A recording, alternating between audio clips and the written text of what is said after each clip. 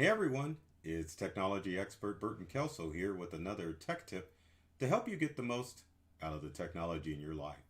Today I'm talking about my five, and I love it, I held up 10 hands or 10 fingers, my five top predictions for 2021. That was hard to talk and do that finger motion. But anyway, not to say that these are set in stone, but I've got some predictions of what's going to happen this year in the year 2021. There's a lot of things that have caused my predictions to occur, such as the pandemic that is still raging on, and of course the fact that we've had the social distance and the role that technology has had to play in our lives during the pandemic. So without further ado, let's go through this list of my top five predictions. And trust me, these are predictions, so please don't leave comments in the comment section later on this year when you're like, Burton, you were wrong about your tech predictions. So without said, let's look at number one. And that's it.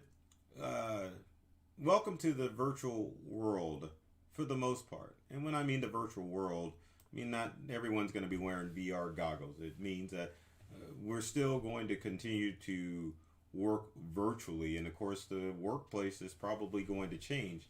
Now keep in mind with workplace, you may have, when all this is over, people that still go back into the office, but industries like call centers and things of that nature may continue to have their employees work at home, or you're looking at more of a hybrid model as far as working at home and even school as far as being virtual is concerned. So if you have a sick day, you may not necessarily have a sick day. You can definitely log onto the office assigned work computer or your home computer and work virtually. Same thing with schooling. If parents want to, little Johnny's having a little fever and he can't go to school, same thing with little Susie.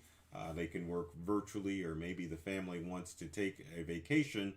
And with all of the internet access that's in most places, then your kids can continue to school without being interrupted. Now keep in mind, my prediction is not that it's just going to be all virtual. Be more of a hybrid setting, because we are human beings and there are people suffering during the pandemic because they're not able to get out and socialize. So we are social animals, so that aspect is not going away. But at the same time, as far as the virtual world is concerned, this pandemic has definitely opened us up as far as things that we can do virtually, such as more virtual live training, schooling, working from home. That's all going to play a bigger role in the year 2021, especially with many of us not knowing exactly when this pandemic is going to be over with. So keep your eye on that prediction, but don't hold me to it, because like I said, it's a prediction. It's not set in stone. I'm not Karnak the Great. So let's go on with it. So number two is the internet is a utility, and that means that you're going to see more internet hopefully be spread out in urban and rural areas, because right now rural areas are suffering because of slow or non-existent internet. But it is going to be transformed so that even rural folks will be able to have access to high-speed internet. For you, those of you that are in urban areas or in the city, most rural folks are still running off of DSL, or sometimes even satellite, or even mobile hotspots, which don't give you the robust speed that we city folk enjoy. But you're going to see more of expansion in 2021 as small ISPs in rural areas, and of course larger ISPs, provide ways for rural folks to get access to the internet.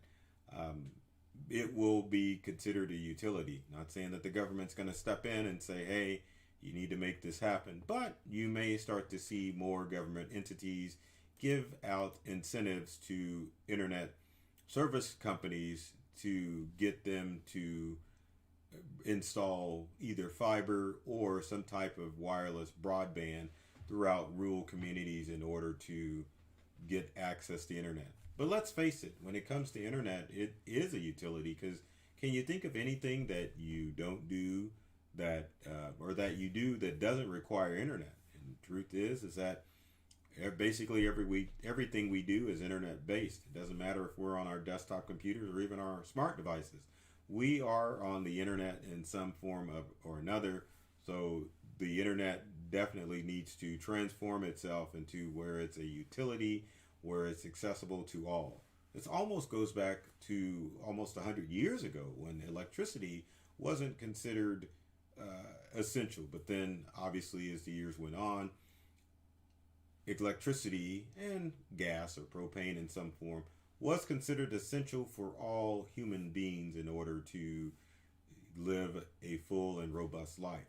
Obviously, there's parts of the world where electricity is not robust, but here in the United States, most everywhere you go, someone has electricity, and pretty soon you'll start to see it where everyone has access to at least decent internet speeds. So it'll be interesting to see how that all works out as far as internet is concerned, but it definitely, because of the pandemic, has become essential as you've got people who obviously are working from home, who are doing schooling from home, and many of us have turned to the internet as far as our entertainment. Yes, we've got TV over the airwaves, but most of us are getting our TV from some streaming service or some online service.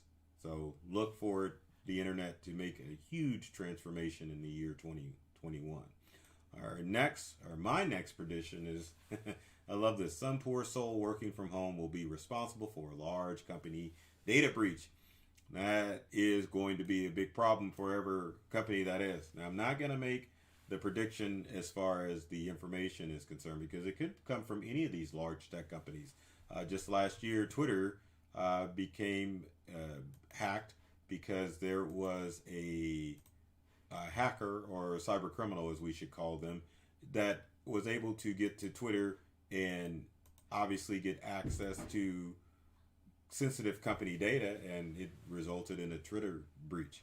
And that breach, especially with people working remotely, is as simple as Joe pretending that he's Stan from IT and asking for credentials for sensitive information at a large tech data company or a large organization.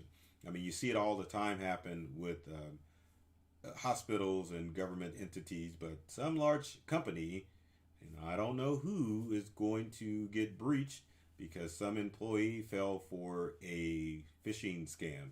And that is the challenge with the remote working, is that phishing scams have definitely risen during the pandemic. No more do you have to really worry about someone hacking into your computer because most organizations have their employees remoting in through a VPN, which stands for Virtual Private Network, for those of you that don't know.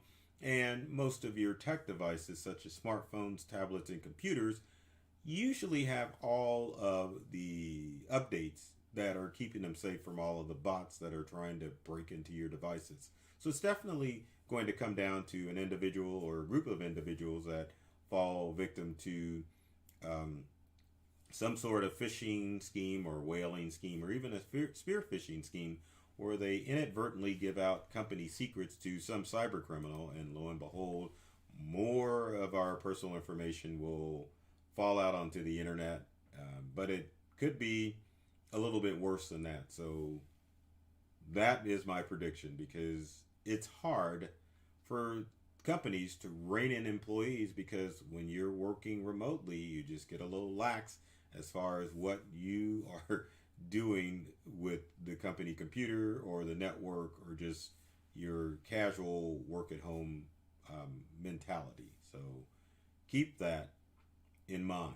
But before we go on to tip number 4, just want to remind everyone that if you're working remotely or whatever you're doing, just make sure that you're keeping on top of all of the data threats or cyber threats that are out there. There's a ton, but most of them are going to try to extract information from you via email, phone, or text messaging.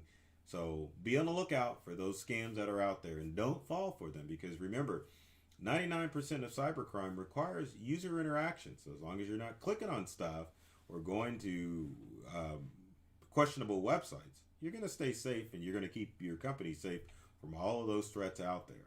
So moving on, we're at tip number 4. And I've got 4 fingers, even though up that you can't see them. But more people will choose upgrading their old technology rather than purchasing new technology. It used to be that you had to buy a new device every couple of years. That was the rule as far as technology is concerned.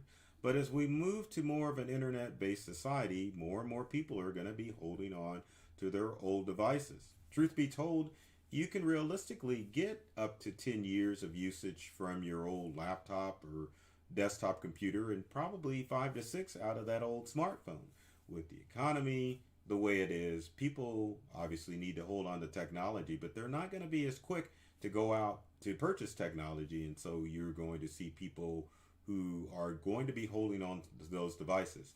Another new piece of technology, well, not new, but it's more accessible and affordable now, is solid state drive technology. Solid state hard drives in a Windows or a Macintosh computer, and even on your smartphones or tablets, make that technology run faster, longer, because there's no moving parts with a solid state drive.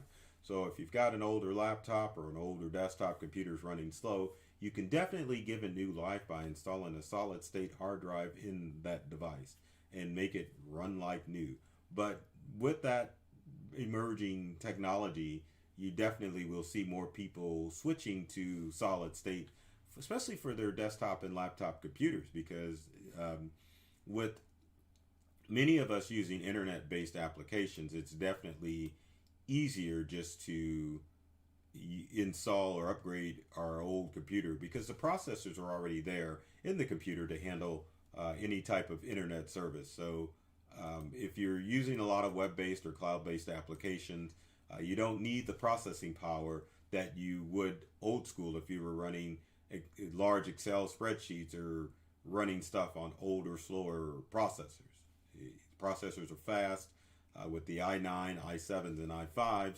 So a solid state hard drive upgrade to your older computer will definitely help give you longer life.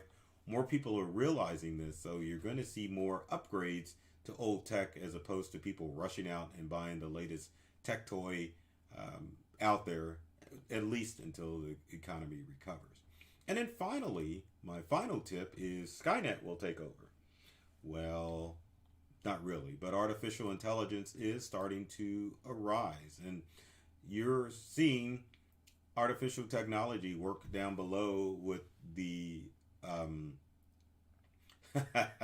with the text to or speech to text that's going through with the closed captioning that I'm using right now, using a program that's obviously translating the words that I'm using and turning them into text. And it's kind of the same process that works with your Echo devices and also works with your smartphone with your OK Google and your Siri devices on your smartphone. Other ways that artificial intelligence is taking over on your devices is the autocorrection feature when you type text on your smartphone. Also, if you are a fan of Grammarly, which I am, and I couldn't write my blog without Grammarly because it would look like a 5-year-old did it. Those are forms of AI, artificial intelligence that's really playing a big part as far as how we stay productive. And it makes us a little bit more productive because it's thinking about what we're using or how we're using it, analyzing it, and spitting out results that are going to be to our benefit. Other forms of artificial intelligence that you will see in devices is with your social media. Obviously, social media is using artificial intelligence to analyze our posting patterns. So AI that is with the algorithm on any social media network is artificial intelligence that's finding out what we like on social media and presenting us with more of our choices. The old way of advertising is over because our information is being sold to the highest bidder, so advertisers are able to target us with stuff that we show interest in. And it just is scary in one way. If you've seen the social dilemma, you understand that fear of the social media companies knowing what we know. But at the same time, it definitely will change the way that we market if we're small businesses and the way that we're marketed to larger corporations. So keep that in mind because AI is going to play a big role. I don't think it will be Skynet dropping bombs over Baghdad or bombs over us. It will be more of larger tech companies will know more and more about our intimate lives because of the AI technology that is out there. We'll be able to predict what it is that we like and love, and it'll be able to present it to us. So watch out for that prediction. So if you have any comments or questions, or if you have your own tech predictions, please leave them in the comment section below. Would love to see what some of you would predict what's going to happen technology wise in the year 2020. You know, luckily I would, or hopefully I would like to see the rise of the Atari 2600 and the Commodore 64, but those days are long gone, so I don't think we're going to see any of that happen. Also, too, if you enjoyed this video, be sure to like and subscribe the video and share with your family and friends if you've learned something or if you found something funny about the video that you're like, man, this idiot Burton doesn't know what he's doing. So with that said, I love technology. I've read all the manuals and I'm serious about making technology fun and easy to use for everyone. Take care of yourself and do many things to make you smile, and thanks for watching.